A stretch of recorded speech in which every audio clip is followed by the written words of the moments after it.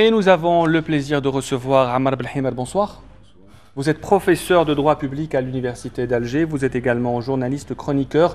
On vous retrouve chaque mardi sur le Soir d'Algérie. Et vous venez de sortir donc ce livre, Les Printemps du désert, aux éditions ANEP. Nous, on a choisi un titre, c'est Les Printemps du désert ou l'échec des révolutions arabes. Peut-on parler aujourd'hui d'un échec des révolutions arabes? Tout à fait. D'ailleurs, le titre lui-même indique cette direction d'analyse, et cette lecture et cette conclusion. Printemps du désert, c'est un peu une métaphore pour dire le paradoxe qui a associé une saison qui est censée être féconde avec un processus qui me semble complètement régressif et aride. Voilà un peu le clin d'œil du titre. Un peu comme le printemps de Prague ou les autres printemps qui ont débouché sur de vrais changements, sur un vent de liberté. Ce sont des printemps qui n'ont rien donné dans ces pays, ou est-ce que là on voit la Tunisie, est-ce que c'est différent par exemple des autres pays comme notamment la Libye, la Syrie ou le Yémen? Non, ce sont des mouvements qui n'échappent pas à une tendance générale. D'ailleurs, ils portent le même nom, soit une couleur, révolution orange en Ukraine, en Géorgie ou je ne sais pas quoi, soit des fleurs. Donc, ça n'échappe jamais à cette règle, des couleurs ou des fleurs. Dans le cas que vous évoquez, le cas tunisien, la chose est, à mon avis, doublement grave. Ce qu'on a appelé la révolution du jasmin, en réalité, est une confiscation d'un mouvement de longue durée, qui est un mouvement de revendication, de lutte syndicale qui a toujours été porté par l'UGTT dans les mines du Sud, les grèves, les sacrifices des travailleurs tunisiens, qui n'ont jamais arrêté depuis les années 50, et confiscation de ce mouvement au profit de, comme disait Nahnah, de quelqu'un qui est né avec une moustache, en l'occurrence Nahda, et qui depuis le départ, à mon avis, depuis le début de la révolution des jasmins, a plongé la Tunisie dans la récession économique. Elle est fuie par tous les touristes. Et pourquoi on parle d'exemple tunisien, Ammar Belhimer? Parce que c'est le seul pays, approximativement, depuis 2011, qui n'a pas sombré dans la guerre, comme par exemple le Yémen, la Syrie ou la Libye. Il y a aussi l'exemple égyptien. On ne peut pas parler de guerre en Égypte aujourd'hui, mais on est revenu au statu quo, à la même situation d'avant Hosni Moubarak. Est-ce que vous êtes d'accord sur ça? Globalement, avec peut-être quelques réserves.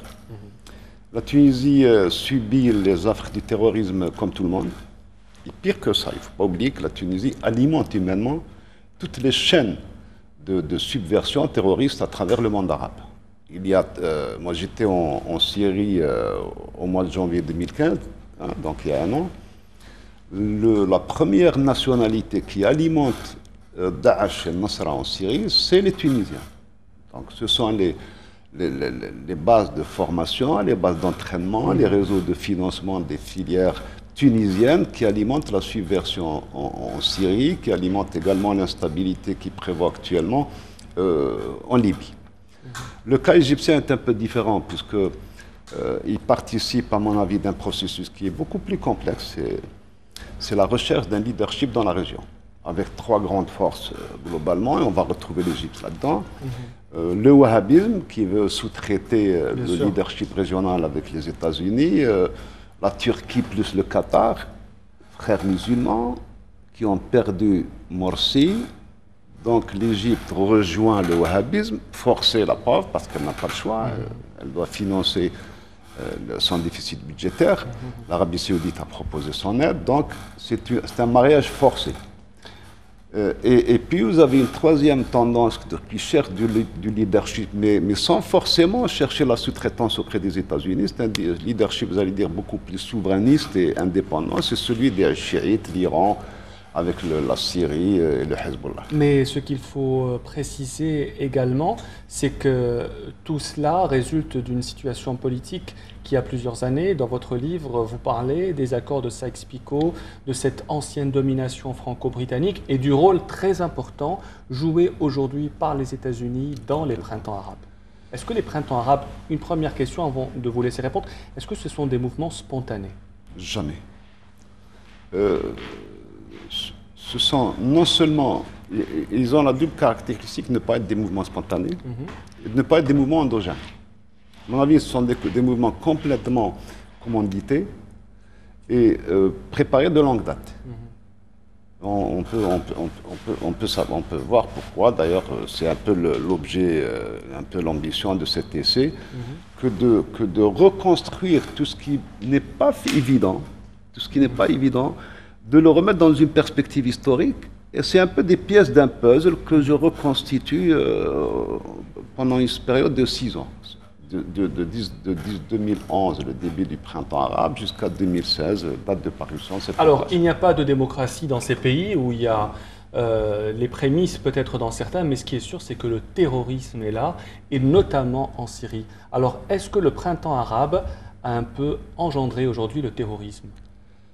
Il l'a alimenté, en même temps, il est venu du terrorisme, il a alimenté le terrorisme, me semble-t-il. Le printemps arabe est venu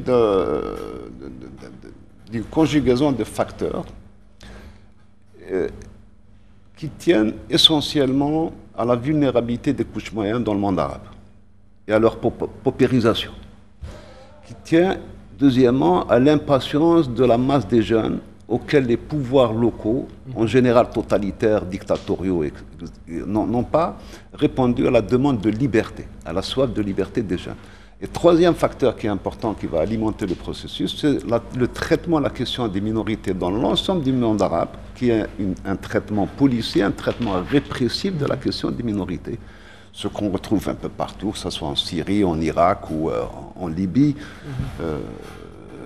Même en Égypte. Et Ammar Belhimer et l'Algérie dans tout ça, parce que, comme on le sait, l'Algérie a échappé à ce mouvement des printemps arabes qui a commencé en janvier 2011 en Tunisie. Beaucoup d'Occidentaux se posent la question, pourquoi l'Algérie y échappe? Quelle est votre réponse aujourd'hui?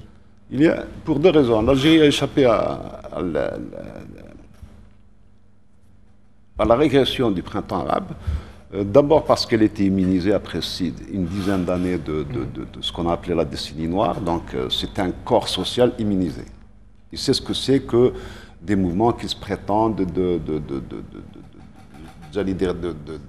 d'idéaux qui ne sont pas ce qu'ils sont en réalité. Donc immunisé après un conflit qui a duré 10 ans et qui s'est soldé par 10 milliers de pertes, humaines, matérielles, financières. Également immunisé parce que, après les premières tensions sociales de janvier 2011, si vous vous rappelez bien, il y a eu un conseil des ministres qui a dit il est temps qu'on renoue avec les réformes de 1990. Donc, on a renoué aux réformes de 1990, avec les réformes de 90, en entreprenant un travail législatif de mise à niveau et de mise à jour, et en promettant une ouverture du champ médiatique, en promettant davantage de liberté, en promettant... le bilan reste à faire pour ce qui est de cette promesse législative. Et troisième, la chose qui me semble importante et qui a permis à l'Algérie d'éviter le printemps arabe, c'est naturellement la commande publique. C'est-à-dire, comme on dit, quand on perd le nord, on cherche l'intérêt. On a acheté la paix sociale par la commande publique, par des emplois dans l'administration, par des transferts sociaux qui sont fondamentaux et qui ont probablement, j'allais dire, calmé la situation. Tant mieux.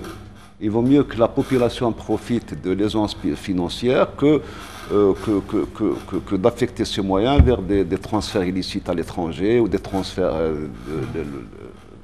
comme vous l'avez indiqué, à travers l'affaire des Panama Papers. Merci beaucoup, Ammar Belhimer, d'avoir répondu à nos questions. Je rappelle que vous venez de sortir ce livre, Les Printemps du désert, aux éditions ANEP.